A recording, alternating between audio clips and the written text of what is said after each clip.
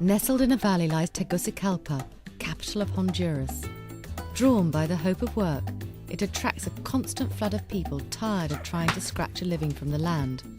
Yet with nearly 1 million inhabitants, the city's natural resources are under threat as never before.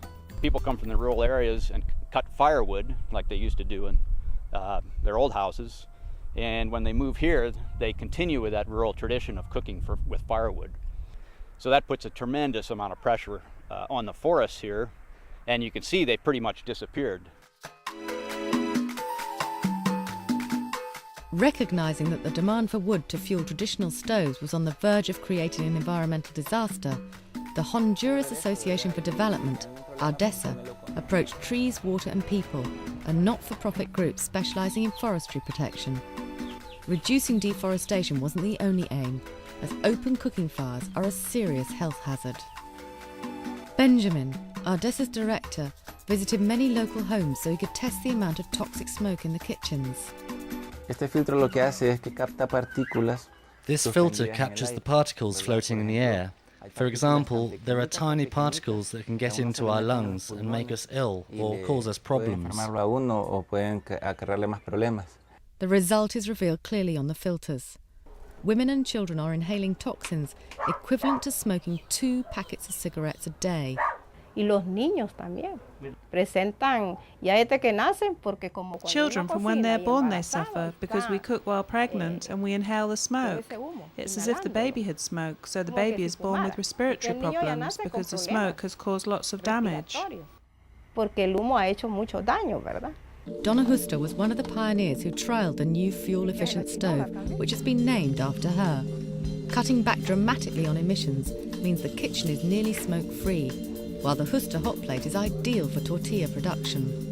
Cheap, locally available materials, bricks, cement, clay or sometimes ceramics, are all that's needed. Special features include the L-shaped combustion chamber, which sits on top of the foundation and is backfilled with ash to help trap the heat and save on wood. Another is the chimney, which removes 95% of the toxic smoke. So what does Donna Huster think? They are all hot, and here inside the stove I don't need more firewood until dinner. For me this is wonderful. I'm so happy. I believe it's not just me, but many families. The new stove saves time as many dishes can be cooked at once. It also saves money as less fuel wood is used. So far, 2,500 stoves have been built in Honduras, and demand is so great that technicians are being trained in mass production. Shortlisted for an Ashton Award is the Micro Enterprise project, where a variety of stoves, costing from between $8 and $60 are being produced. Credit is available for people who can't afford to pay up front.